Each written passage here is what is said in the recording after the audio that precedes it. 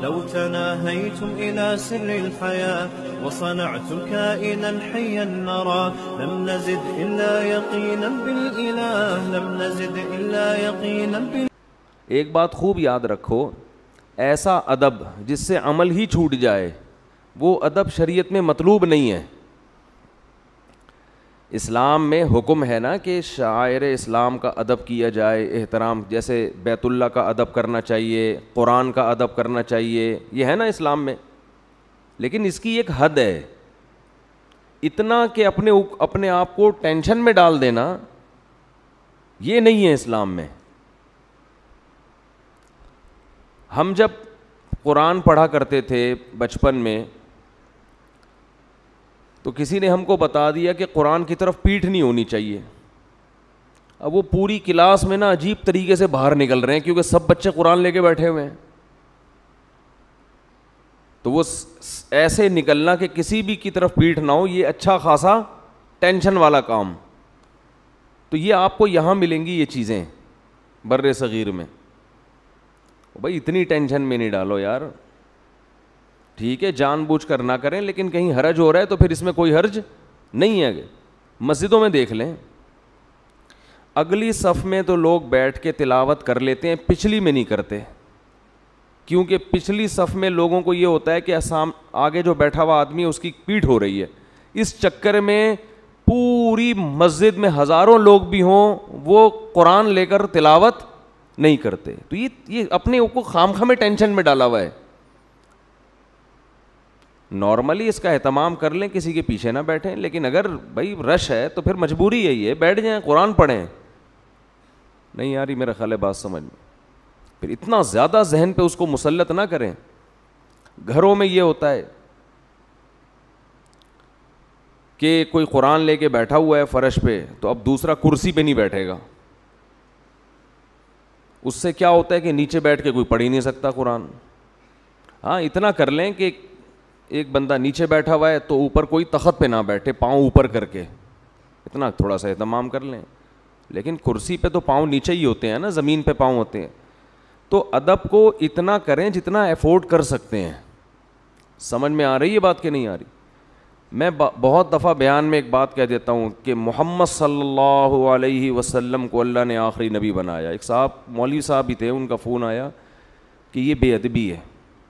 آپ بولیں سید الانبیاء، سرور کائنات، یا رسول اللہ بول دیں، یہ نام لینا بے ادبی ہے.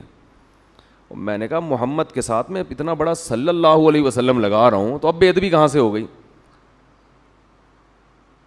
تو یہود و نصارہ نے نا بہت ساری چیزیں اپنے اوپر کیا کر لی تھیں؟ حرام کر لی تھیں. ایک حد ہونی چاہیے ہر چیز کی. اور یہ تو نبی کا نام ہے، ٹھیک ہے، سرور کائنات بھی کہنا چاہیے، سرور دو عالم بھی کہنا چاہیے، لیکن اگر کوئی نام لے لے اور آگے درود لگا دے اس کے ساتھ تو اس میں کوئی حرج نہیں ہے. اور میں جان کر کرتا ہوں تاکہ لوگ اس سے بھی مانوس ہو بھئی یہ بھی جائز ہے. اتنا نہ اس کو آپ ٹینشن والا مسئلہ بنا دو کہ نبی کا نام لینا لوگوں کے لیے مشکل ہو جائے کہ کہیں گستاخی کا فتویٰ نہ لگ جائے کل. اب بعض دفعہ لوگ ممبر پہ نام لیتے ہوئے ڈر رہے ہیں یار کوئی ان کے ہاں پتہ نہیں کس قسم کے آداب چل رہے ہیں تو اس میں کہیں کمی ہو گئی تو مارکیٹ سے یہ اڑا دیں گے مجھے. اسی میں ایک بات چل پڑی ہے تو خط جب لکھا جاتا ہے تو اس پہ بسم اللہ الرحمن الرحیم لکھنا سنت ہے. جب بھی آپ کسی کو کوئی تحریر لکھیں تو شروع میں کیا لکھیں؟ پورا بسم اللہ الرحمن الرحیم. یہ پیغمبروں کی سنت ہے. بہت سے لوگوں کو دیکھا ہے کہ نہیں لکھ رہے کہ بھائی ایسا نہ ہو کاغذ کہیں نیچے گر جائے اور بے ادبی ہو جائے، کسی کے پاؤں کے نیچے آ جائے. تو اس کا مطلب پھر تو اللہ کا نام کہیں بھی لکھا بولو بھائی جائے گا ہی نہیں.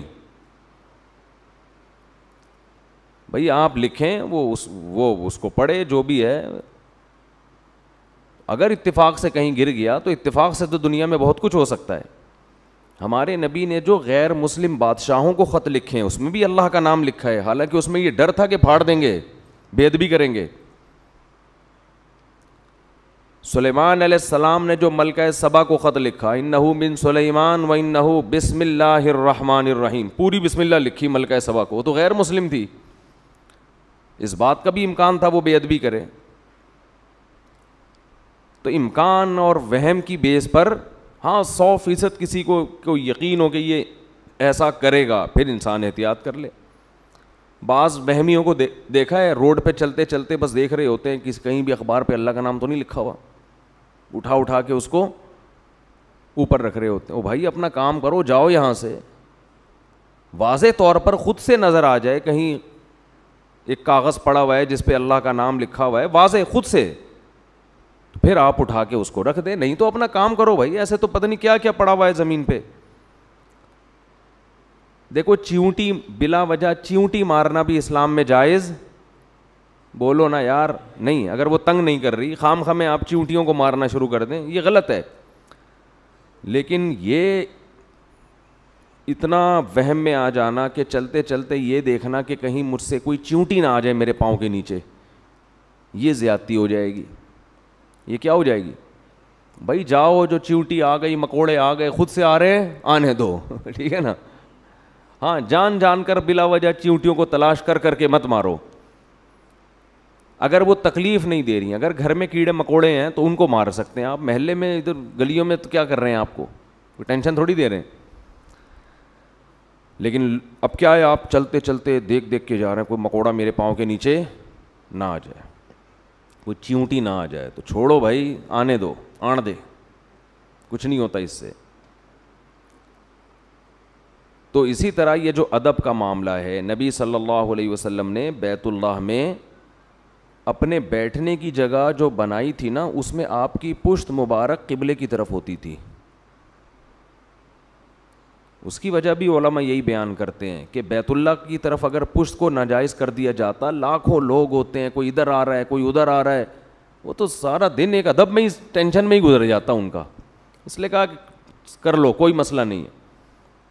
ہاں ٹانگیں اس کی طرف بالکل یوں کر کے نہ بیٹھ جائے, اس کی کوئی ضرورت, بولو نا بھائی, اس کی ضرورت نہیں ہے کہ پاؤں اس کی طرف قبلے کی طرف کر کے بیٹھیں. پشت سے بچانا بڑا مشکل ہے, اور میں نے دیکھا ہے وہاں لوگوں کو, وہ ایسے بیت اللہ سے جب جا رہے ہوتے ہیں ایسے ریورس گیئر.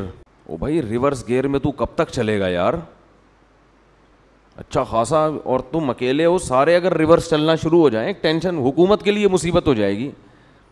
تو اتنا مسلط کر لیا ہے ان چیزوں کو, عمل میں زیرو. عمل میں کیا ہے؟ زیرو. یہ ایسا ہی ہے جیسے ابا کے احترام میں سارا دن ہاتھ باندھ کے بیٹھا رہتا ہے, ابا کی طرف پشت نہ ہو جائے, اور آواز بھی آہستہ کہ ابا کی بے ادبی نہ ہو جائے, لیکن ابا جو کام کہتے ہیں وہ کرنے کے لیے تیار نہیں ہے, ایکسکیوز می اور تھینک یو میں ہی لگا رہتا ہے.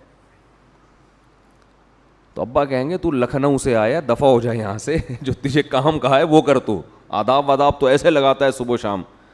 ہوا و حرص والا دل بدل دے, میرا غفلت میں ڈوبا دل بدل دے.